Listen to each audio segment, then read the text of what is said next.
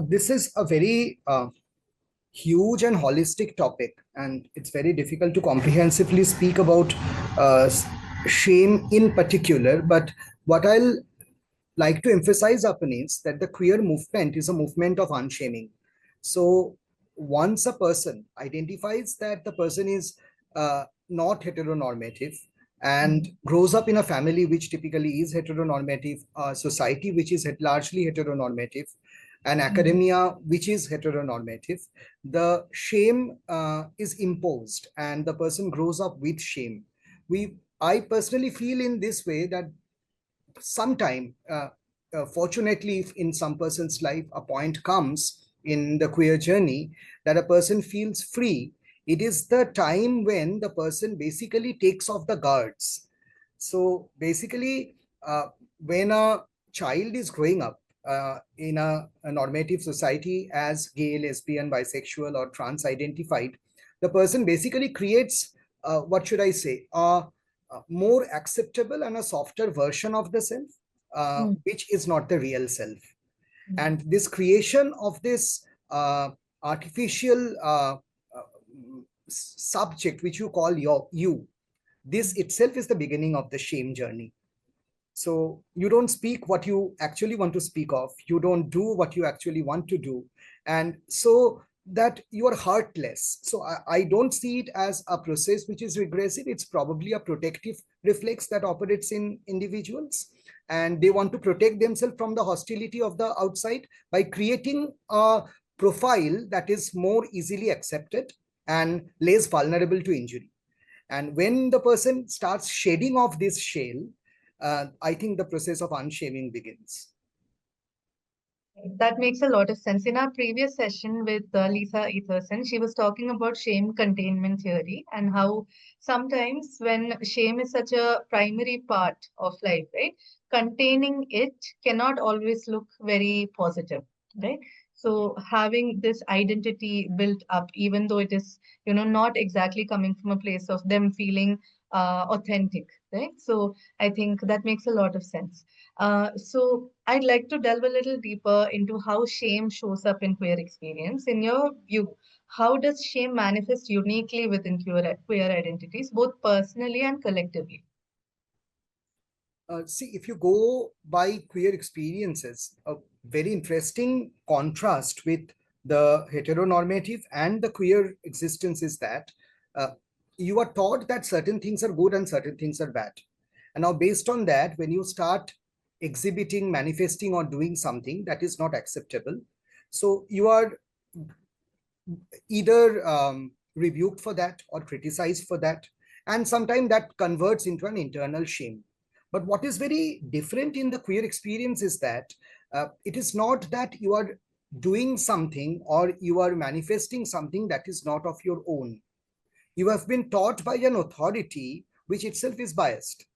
And now, gradually, as you are unfolding yourself, as your journey begins as an individual, you grow, you develop your own conscience, you hit puberty, you gradually understand your sexual orientation, gender identity, even before puberty or after puberty.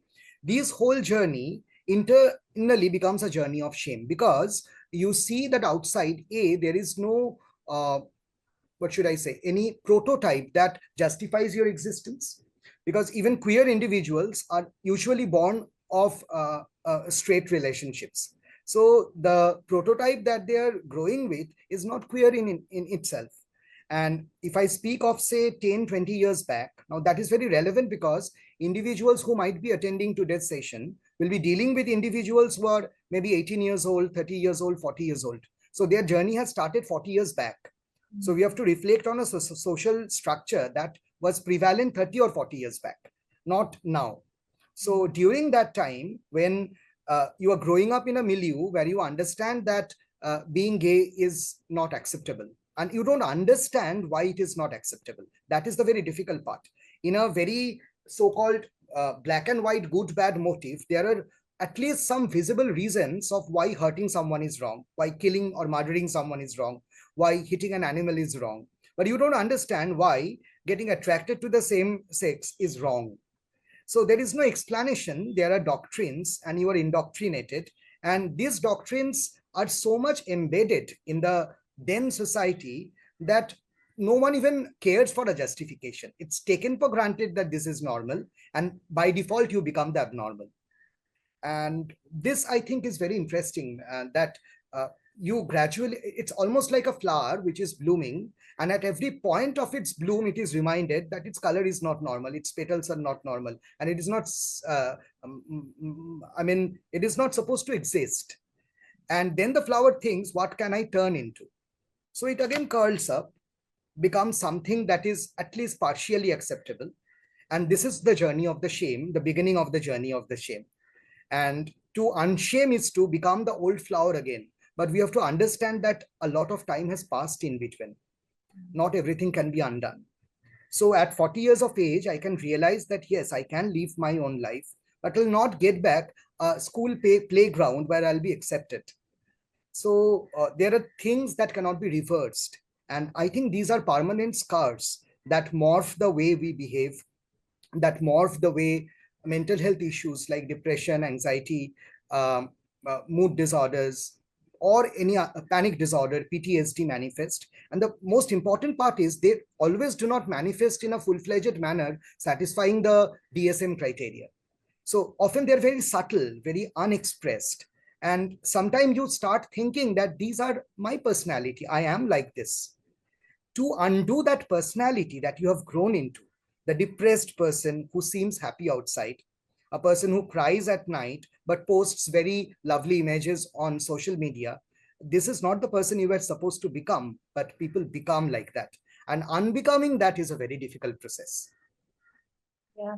And there's so much grief also associated with this, right? Yes, Not being able to go back to certain points, no matter how much work you do forward, not being able to reclaim certain things because time doesn't stop for anybody. exactly. So yeah, that makes a lot of sense. Yeah. And building on that, many people describe shame as something that's inherited almost, absorbed from family systems, social expectations, and silence, rather than something that begins within. So, how do you see these external structures shaping one's sense of identity and belonging? So precisely in the line of what we were speaking about. So essentially, when a person who is not heterosexual and not normative also is born in a milieu where everything is different, everyone's expectation from you as a human being is different, but it's not in your hand. That is the beginning of shaping of your shame. So I will also not say that people who, it's my realization maybe at this age that not everyone was actually actively trying to hurt you. Maybe they were also victim to the heteronormative structure. They were taught that this is normal. Maybe even if they are heterosexual, they wanted to live a different kind of heterosexual life that they were not allowed to. And so they have normalized this in their life. And this normalization, when projected on you, becomes a bigger kind of discrimination without them knowing that they are discriminating. Mm. So sometimes when I look back into school life days and I understand certain behaviors and many behaviors of maybe teachers and fellow students were not okay or sometimes largely discriminatory, I sometimes also feel like this. They were not taught. So if I was 5 to 6 years of age at that point of time, my classmates were also 5 to 6 years of age. They were also being brought up in a very heterosexual family, a very heteronormative family. The teachers we are speaking of maybe were of 40 years of age. Now think of the social structures 40 years back from then, and they have grown up in that structure. I'm not justifying their ignorance. What I'm saying is that in also that I'm not justifying the ignorance and I'm demanding justice. Sometimes repeatedly asking for justice from a remote past only brings trauma back, only brings grief back, as you said, because it really cannot be undone. So, what we can do is to make the current space more safe and the future safer. Right, absolutely. Contextuality matters so much when we are having, dialogues about how to move forward from shame, right? So, and of course, it can be so difficult for a client or for anybody to listen to that, that they'll be like, why are you talking about this? Are you justifying, what they did or what I experienced? Are you negating what I experienced? But again, contextualization sometimes can be liberating also if put across in the correct way. I think Yeah. it can be a method of letting go. So again, Mhm. I'm not justifying the things that have been done, but if you do not let go, it is you who is constantly hurting yourself. Now, if there is something that can be really done, I will do 100% to do that. But if it cannot be done, maybe someone had a parent, the parent was homophobic, and now the parent has passed away, the parent is no more. Now, just living on that experience will bring more trauma. Sometimes you have to forgive and let go. I know it's very difficult. It's for your own mental health that you have to let go. Right, right. In an experience like that, there's no closure, because, Yes, there is the no sense closure. of That is the justice. problem with Yeah, this. yeah. Yes. Right. So moving on from the experience of shame towards the idea of resilience, your work often draws on literature and cinema, reimagining narratives through a queer perspective, right?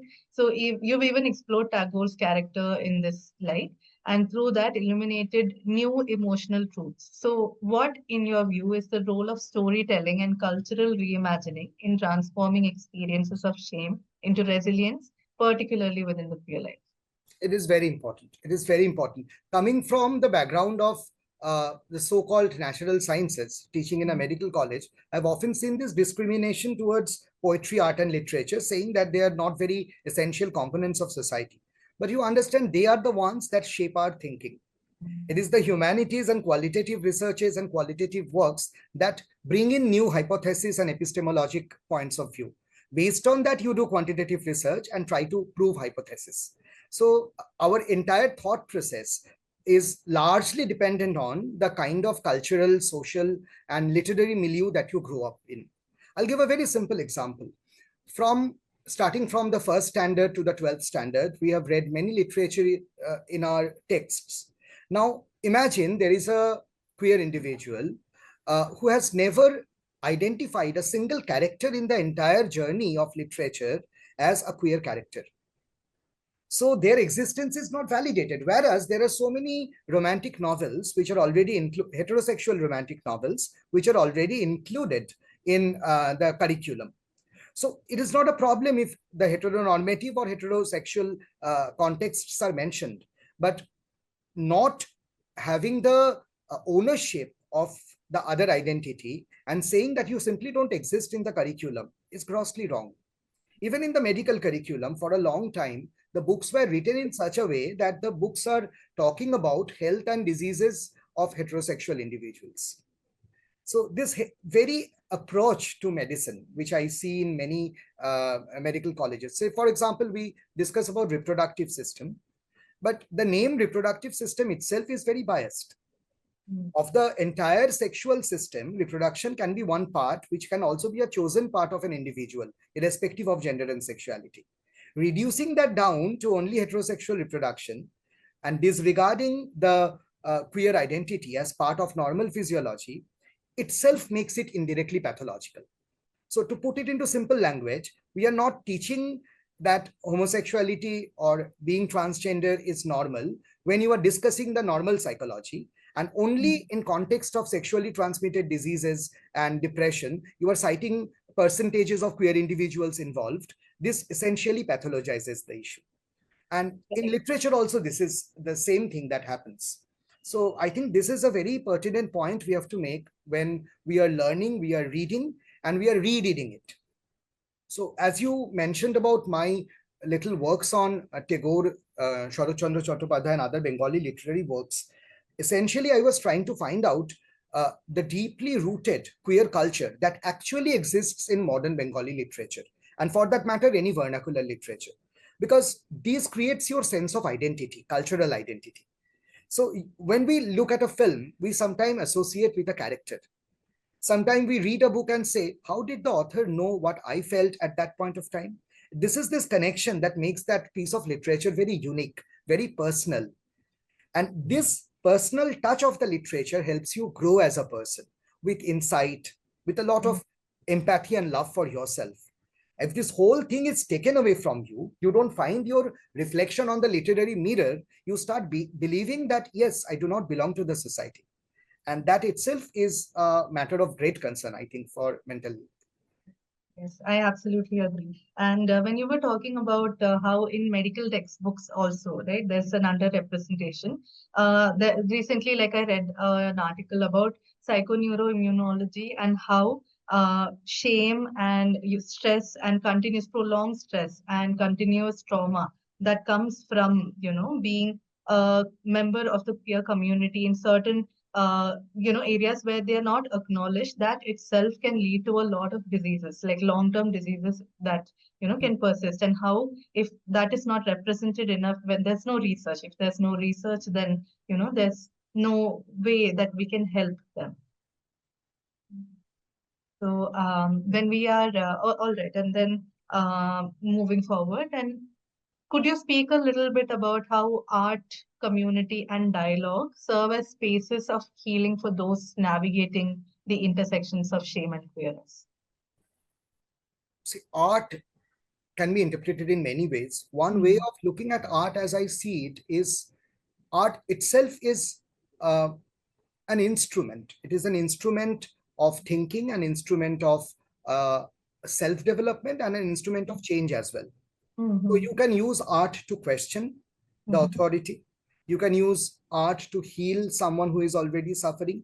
So these are, in a way, I should say, social and therapeutic roles of art, which art has been playing for thousands of years without being identified sometimes. Only recently we have started speaking of this, but these attributes have always been with art.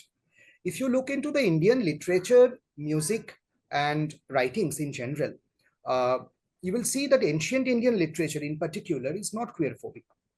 And also in the medieval India, in the early part, when you have the Bhakti writings and the Sufi writings, and there is a greater overlap of the so-called Mughal India, you will see that the writings are not very queerphobic. The transition starts happening when gradually we move to the, say, the second half of the medieval age and the coming up of the British India.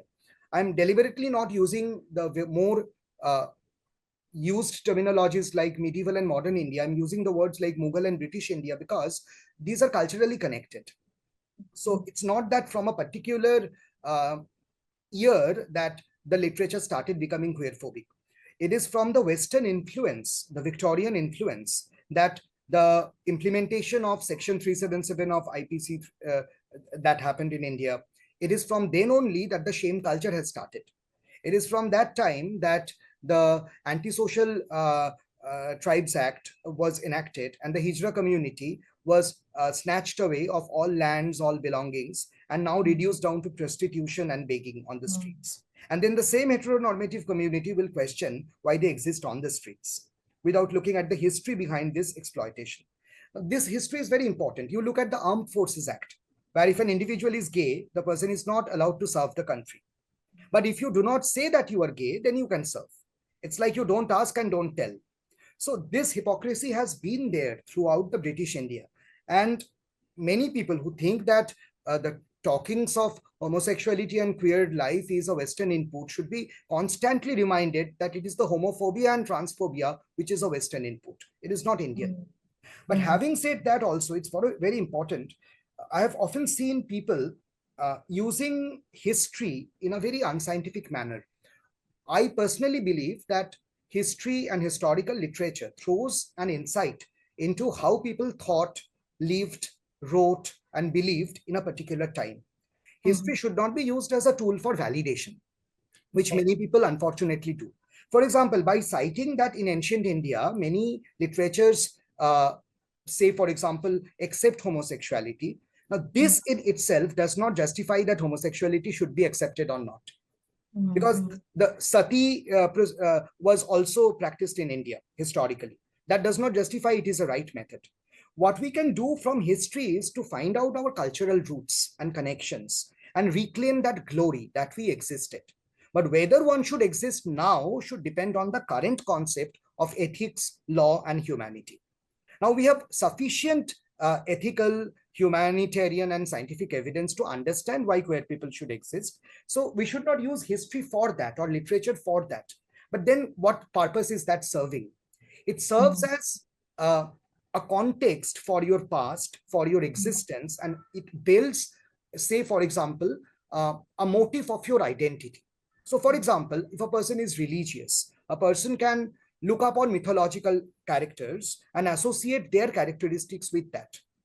If you have a similar queer character in your mythology. And if a person wishes to, the person can connect to that emotionally. This is the representation I'm talking of. If there is a character in a novel, say for example, if I look at Sharat Chandra Chattopadhyay's Srikanto, the first episode of that, as a very queer novel, which I explored in my film, because the context that Chattopadhyay was creating in the novel between these two boys, Srikanto and Indranath, was quintessentially queer. The dialogues, the situations. For example, he describes that when Indranath is coming and sitting beside Srikanto without even looking at Srikanto, Srikanto is electrified and understands that it is none other than Indranath, but does not look at his face because he is very angry and they have not met for a long time. If this is not queer, then what is queer? Now, my problem is here that although the same text would be there in your curriculum in the vernacular literature, the teacher will not explore this possibility. The teacher will forget that out of the 50 students sitting in my class, not all 50 are heterosexual.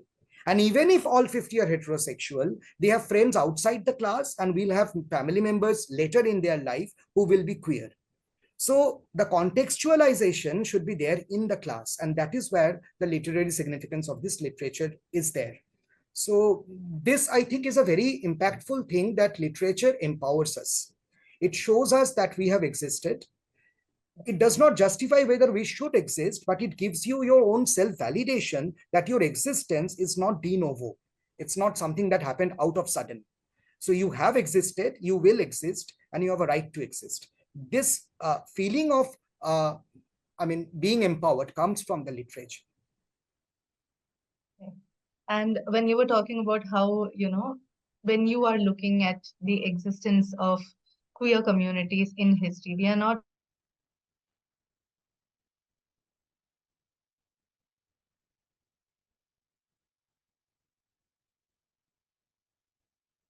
Is there a network issue, or is it my network that is problematic? I think the screen froze, right? Yes, yes. Now you're back. So basically, yeah. So then we often read about how the trans community was celebrated in the Mughal era, right? Like, and we talk about how, especially like in their harems and things like that, right? So when we are saying that they were represented and celebrated, it is not about bringing them back to a harem. It is about them being there, them existing. Yes, Yeah. exactly so. So when we are discussing about shame in, queer individuals, so how does the process of internalized shame differ from queer individuals navigating both personal and systemic oppression? Um, I think these two are highly interconnected. It is the systemic that occasionally becomes personal, because we sometimes belong to the system and we have to belong to certain systems. Say, for example, if there is a dress code in a college, and the college does not have any trans affirmative dress code or queer affirmative dress code, then in order to belong to that college and not being highlighted as the bad one, as the one who is creating trouble, we often, without question, conform to those codes. So it is not always a very, as I told you, with time, what has happened is, with a lot of sensitization around queer issues and people understanding that we need to speak and support queer rights as human rights, the description and the expression of phobia has metamorphosed. So those who are actually homophobic will not tell you on your face that they are homophobic. This is the problem. It is through their Freudian slips occasionally that this will come out. So from their body language, from their inclusion and exclusion criteria at certain social events, you will understand the phobia, but they will not manifest that because they also want to belong to the so-called modern niche family. And this is a very problematic domain. It is a situation where no one is honest. The oppressor is there right in front of you, smiling to you, saying sweet things, who does not actually like you. Now, this is the kind of culture that we are now, right now in social media. If I now write about trans rights or gay or lesbian rights, no one will directly write something bad under that post because that person will be called out. But it does not necessarily mean everyone who gave a love react actually is queer inclusive. Many of them are queer phobic as well, queer ignorant as well. So when you are living in a milieu like this, at one point you have to actually let go. You have to understand that I'm not here to make everyone happy, just as not everyone makes me happy. And now the beginning of shame initially comes from trying to belong to that system. It's a process of adjustment, of belonging. It is a process of compromising your morality and adopting their morality as your own. It's like if you go by the Kohlberg's very old, age-old system of morality, it's like being the good boy. It's like doing something because everyone does that, and that is why people will call me good. So when you reach a level when you understand rules can be bent, you are gradually breaking rules. And when the rules do not matter to you at all, then you are liberated. But this part of the journey is a very steep journey. And unfortunately, not everyone can make that also for many reasons. So when you talk of internalized shame, the internalized shame, I think, is a shadow of the external shame that already exists. I do not personally believe that any child is born with shame. So just as we have pets, we have plants that we consider as family members, they are not born out of shame. So when my dog interacts with me, my dog is not ashamed of being a dog. But if I make that dog feel that do not belong here, gradually the dog will be ashamed. So in the same way, shame is always imposed. Shame is not a natural reaction. Shame is a reaction to not belonging and trying to belong. It's a process of not claiming yourself as your own, which is a very problematic part. And that is the origin of the shame. And in the same way, unshaming begins with embracing yourself, understanding that you exist. And particularly in an environment in the modern society where you really do not know whether the other person actually likes you or not, this judgment becomes even more difficult. So I would also like to mention here, I personally feel one particular thing very, what should I say, dichotomous. A person who is called upon because of being queer, and if that person is giving an explanation, it can be seen as a process of unshaming because the person is claiming their glory. But also repeatedly explaining yourself wears you out. See, this is where exactly the queer existence sharply differs from the heterosexual existence. If a heterosexual boy comes and tells the family that I have a girlfriend, that boy will also face a large number of questions about their relationship, how they met, what the other person does, etc., etc. But not a single question on why is it that a girl that he likes. For the queer individual, the question starts at a much more initial level. So if a girl comes home saying that I have a girlfriend, the question is not immediately about the other girl or their relationship. It is about why are you attracted to a girl? So it's a more primitive question, a more primitive journey that the person probably has already lived for 16, 17 years, now come in terms with that, fallen in love, and has to go back to that trauma journey and bring back those experiences, explaining why the person should exist. And this constant process of justifying your existence, I think itself is traumatic and also gives rise to individual shame. That makes a lot of sense to just bring about something that I know from my personal life. One of my closest friends, she's from the queer community. So the difference between how the parents reacted to her and her brother is the thing. So the brother liked woman, had a girlfriend. They were in a live-in relationship, and the when it was brought to the parents that they want to get together, there was a huge uproar, like huge uproar. And but when my friend, she sort of came out to them and told them that she has a girlfriend, the uproar was never about them being in a relationship. The uproar was about, oh, do you think you'll just get over this? Maybe it is just a phase. Maybe this is not something real. Maybe we can work on this. Anyway, you have to get married to a guy, after a couple of years down the line. So it was that. And that is it's such a harrowing experience for that person, right? Because then they are like, it was never about a relationship. Yes. Yeah. So, So when you were talking about how the queer community was represented in medical textbook only when they are talking about STIs and STDs and things like that, right? Even in queer narratives in film and literature, there is a portrait of tragedy, an inevitable portrait of tragedy. So how do you think we can move towards like representations of queer joy and resilience without losing authenticity? That is very important. Although I do not demean the work on tragedy because that is Mm. closer to the truth. And Mm. sometimes the larger society also have to be shown how they have Mm. victimized and discriminated against a particular community and what kind of great inhuman crime they have committed over the years. So I think that narrative is also very important. But yes, for the emotional health of the queer community and the society in general, portrayal of small joys, portrayal of successful relationships, portrayal of queer characters in movies where the queerness is not the issue. I Mm. think that contextuality is also important. Maybe it's a horror movie.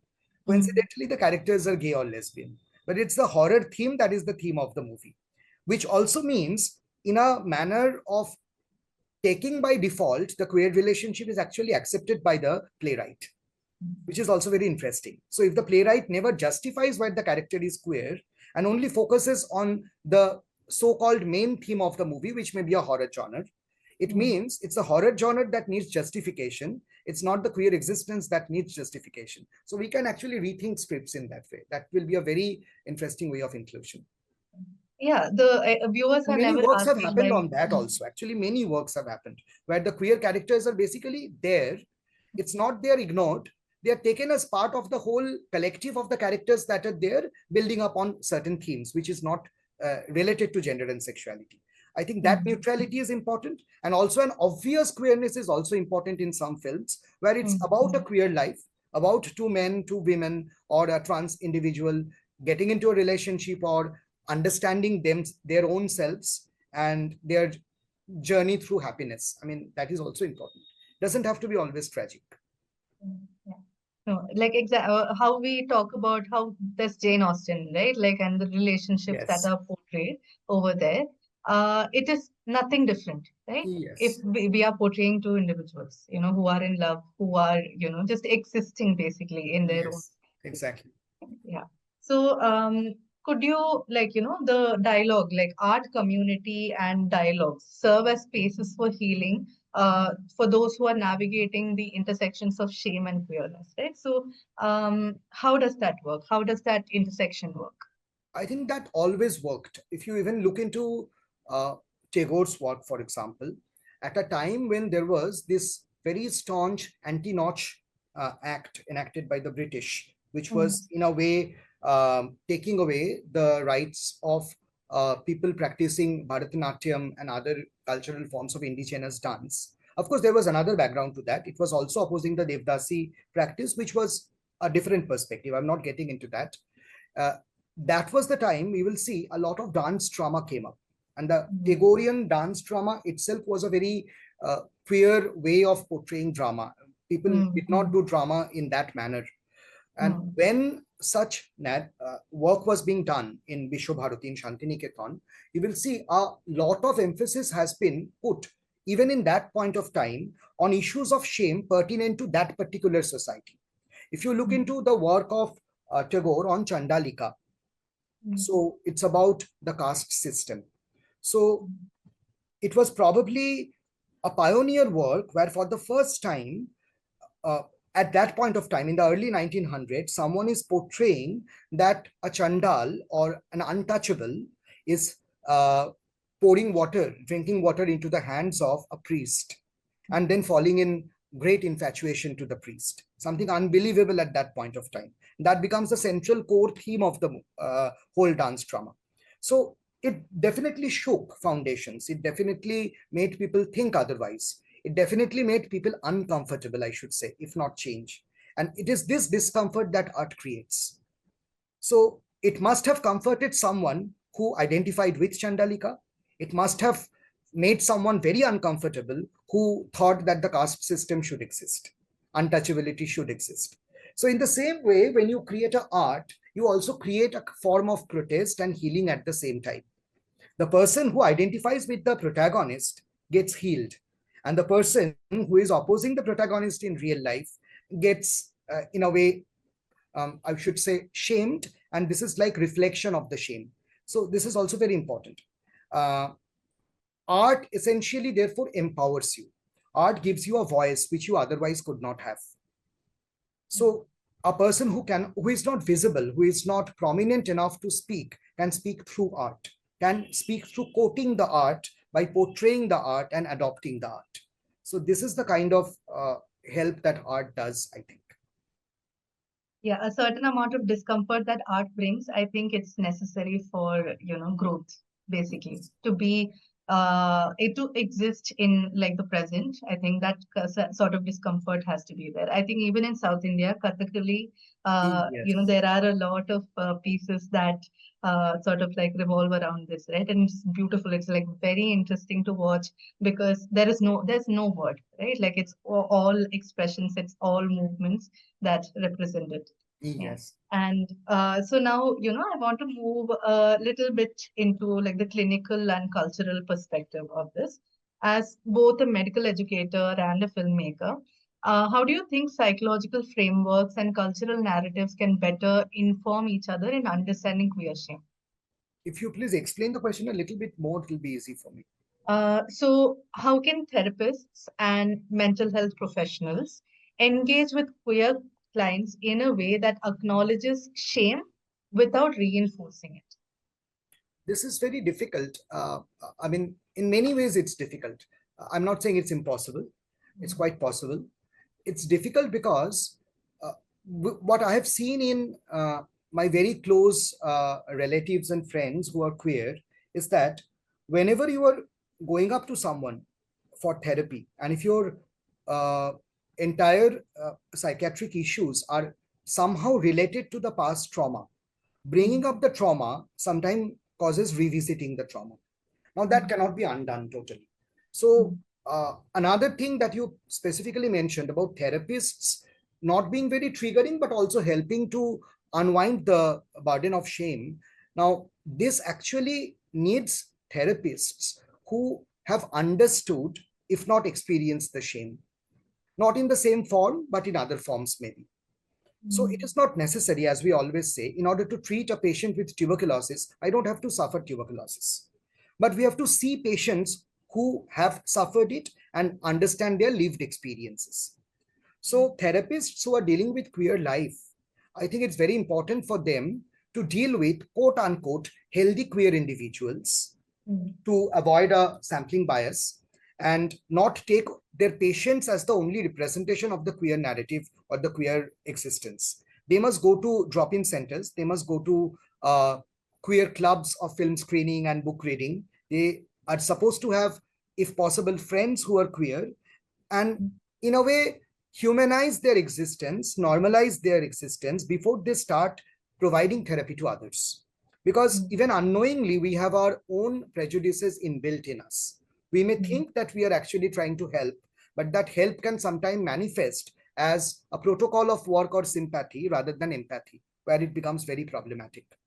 And also, I personally feel, therefore, if it is necessary, a person can themselves go for certain counseling and understanding sessions with queer identified or queer affirmative other therapists to understand how to function better. There is no harm in learning.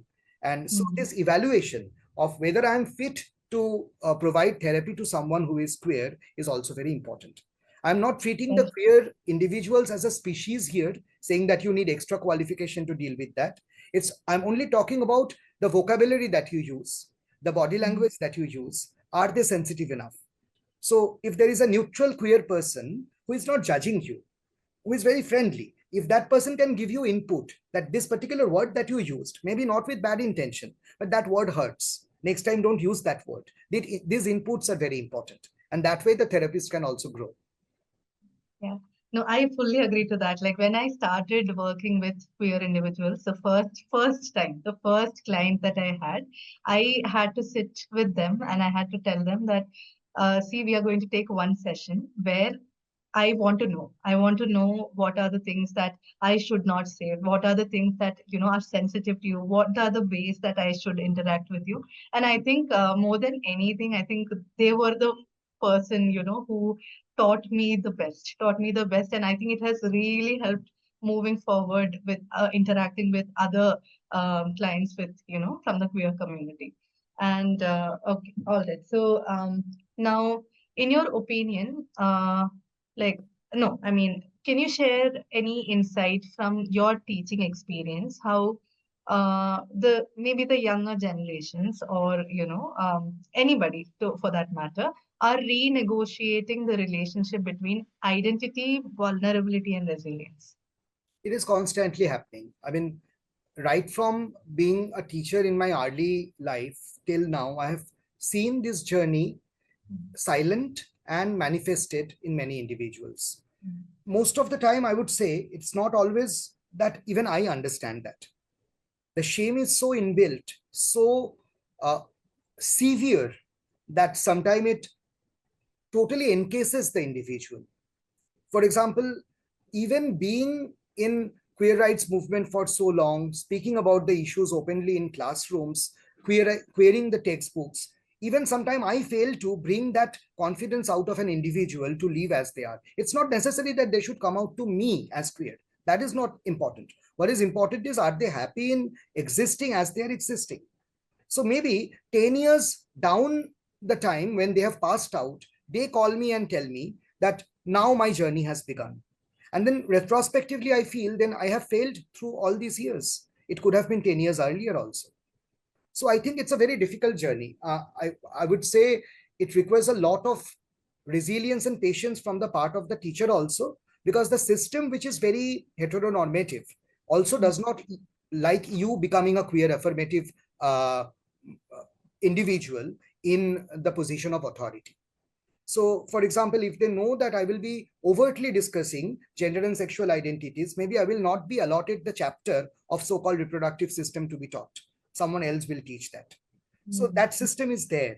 So undoing that, fighting with that system, then gaining that position, and then also becoming that person who is efficient enough to comfort others, and also negotiating with your own trauma, with your own past, that is a very difficult thing. I personally believe not everyone is a superhuman, and not everyone has to be. At least we can do what we can do best. So we can try our best. We can do that honestly. And if it really helps someone, if it helps building a community, if it helps building a forum in the college where they themselves can find their own solution, even that is a good thing. So not being able to help others is perfectly okay, as long as I have tried my best. So that is what the teachers can actually look forward to. Yeah, so basically try your best, and if they are doing their best to help themselves, don't interfere, Yes, even if you can't. essentially. Yeah. And do not silence a voice, even if it seems irrelevant, because throughout the entire life, these individuals have been made to feel irrelevant to the society. So even in a class which is not about gender sexuality, if they start speaking of their experience or on the issue of gender sexuality, understand probably today they felt comfortable, and this is their right time. This is not a wrong time or off context topic. So that is also one way we can provide a platform for sharing. Yeah, and finally, what can the broader mental health field learn from queer approaches to resilience, like about authenticity, connection, and community? One thing that I always say is that if you don't know the community, it is very difficult to work for the community. So I personally believe that in whichever subsection of the community you want to work on, not just queer issues, you must be an active part of that community. You should visit them, you should have friends with them, you should go out and have fuchka with them, you should go out and hang out and read a book with them. You can have WhatsApp groups where you share memes. So understand how they live their life. Without the lived experience, all theories become very redundant. It becomes a very reductionist approach. Now, sometimes it is not possible that we get to understand all subsections of the society. There are two options. We can very objectively treat a particular symptom that the patient has come with, and not put in my own unvalidated inputs into their gender and sexual living. So, for example, if a person has come with malaria and the person is transgender, and I'm not confident to deal with the transgender issue because they did not even come with the transgender issue, I will only treat the malaria part. But the responsibility lies here is that if the person prefers a particular pronoun, my prescription will be with that pronoun. It is only this much of responsibility that we expect. That same applies to psychological therapies as well. And if you want to engage deeper into that, if you understand, for example, malaria is not caused by trans existence, but malaria may be related to the kind of sanitation and the kind of, say, water logging that they have around us. And it may not again directly relate to their gender, but may relate to their economic or their living standards. So if you want to delve into that community level of interaction, then you must be empathetic of the community. Thinking yourself as someone superior, you cannot treat the other. So this is something that I always tell everyone. So it is not necessary everyone has to be queer sensitive. If you don't have sufficient confidence to deal with the queer issues, refer that person to someone who is more trained, confident, and affirmative. You treat only the objective part that you are trained in. And that is And also a so great much. help. Not doing something that I cannot do is a great deed. Act of omission of something that I'm not confident of is a great act of commission, I believe. And so much of it is based on dialogues, right? Like how we interact, how we talk, what are the words that we use, what are the phrases and statements that we use in general discourse, not just towards somebody who is from the community, but just in general discourse, right? To Yes, be someone who's open, to be someone who's just basically looking out for fellow human beings. So true. yeah. That is why we say, even in India, we used to say that Shabd is Brahma. Mm. So words have a lot of impact. The words can hurt you, it can shame you, it can liberate you, it can unshame you, it can make you feel lively once again. So we have to choose the words very carefully, very carefully. Thank you, Dr. Tirthankar. That was such a rich and moving conversation. I loved this conversation. And as we come to a close, if you could leave our audience with one reflection about embracing vulnerability and transforming shame into courage, what would that Well, I'm personally, I mean, I should say I'm exploring that through lived experiences of self and others. I don't think I have a conclusive answer for that. But if I really share my reflection on what I have understood over these times is, first, you have one life. So if you're not harming anyone else, live your life. At the end, when you die, people will come there to have food only. They will ask be? for the good sweets that you are serving, etc. So nobody cares about you. And since nobody has already cared, you care about yourself. So that is very important. It's easier said than done. Number two is have a nice group of small number of but very good friends, friends who understand you. They are the ones who are your family. Family is not necessarily related to blood or genetics. So create your own queer family. The individual may not be queer. The person, if the person acknowledges you the way you are, so even in a very inclusive way, makes fun of you, and you love that making fun, then you understand this is your person. So never leave those persons. These are precious individuals in life. So fight with them, make love with them, but also have good food with them, spend time with them, don't lose them. Third and most importantly, what I personally feel is that you have to forgive yourself also. Now, this can be very triggering, but I think sometimes we forget to forgive ourselves. Many often, we have seen that queer individuals are not taught how to become a happy individual. And this not being taught to become happy is imbibed as the natural way of living. They understand that sadness is a part of life. Mm. So they acknowledge happiness is not something that everyone gets. Undo that. It is not true. So forgive the wrongs you have done to yourself. Forgive the self harms you have done to yourself. Forgive the abuse cycle on yourself that you have done in order to end your life or existence. You are not worth it. You are better than that. And we have one query in our chat. Uh, can I read that out to you? Sure, sure. Yeah. So the query is how, one second, how to explain to our LGBTQI clients, family members that this is completely normal, especially in the situation where they are either very conservative because of cultural context, or when they are very educated but at the same time conservative in their attitude towards the client, especially when the law still doesn't legalize marriages or adoptions in the case of individuals who identify in the queer community. See, I'll tell you something very practical. You have seen from the beginning, I've been speaking in a very uncensored, political way. So I would say that first is the right way of doing it. You give them information, introduce them to forums. There are many forums where there are forums of parents of queer individuals who have come in terms and who are in the process of coming in terms with their children. So yes, at one point I do acknowledge that it's also a journey of the parents. Once one very impactful parent of a queer child told me very interesting thing, that maybe you are coming out at the age of 16 or 18 or 22, but for your parent, it is this time which is the beginning of their journey. So you have already gone through shame, unshamed yourself partially, and have come out. This is the point where then their shame has begun. So give them some time. So nothing happens overnight. Second, I would tell those individuals who are queer, try talking to your family even before coming out on issues of queer life. See their reaction. Accordingly, prepare. And from a very practical perspective, which I tell all my students is that, see, after a point of time, you cannot convince someone. If a person doesn't want to learn or unlearn, you cannot force into their belief system. You cannot invade their belief system.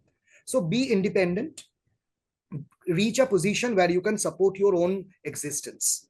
Once you have done that, be prepared to live on your own. Of course, that is a very extreme strategy, but be prepared for that, because you do not deserve to be with people who do not treat you as human beings. And one more query we have. They started with, just saying that it's an impactful line. What an impactful line it is to say that queer movement is fundamentally just about unshaming, and how, reclamation of very words like queer that we once intended to be derogatory are testament to the victory of queer existence over an attempt to shame into silence. Uh, the person wants to ask you, so if you could speak a few words about navigating shame within the queer community itself. How does one who is biromantic or bisexual and is in a heterosexual relationship deal with the shame of not being queer enough to belong or exist in the queer community, surrounded by biphobia or even bi blindness still rampant in the queer community? How does one connect to their bisexual identity without shame?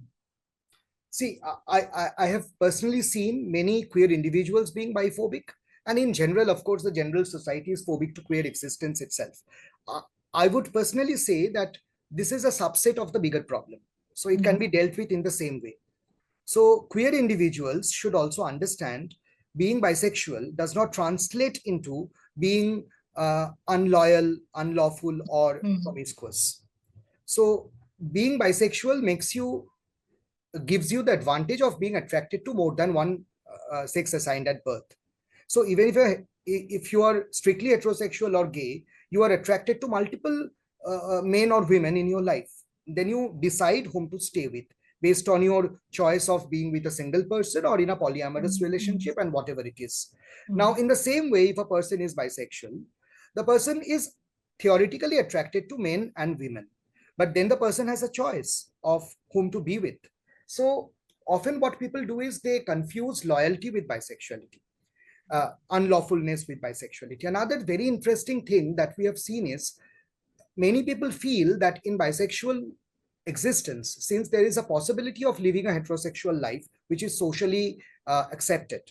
So queer gay individuals or lesbian individuals getting into relationship with a bisexual individual often feel that they may be suddenly abandoned because the other person has the option for a safer alternative. Now, this kind of thing you also understand can happen in a strictly straight or gay relationship also. The other person can abandon you for a person whose family is more supportive, who is more affluent.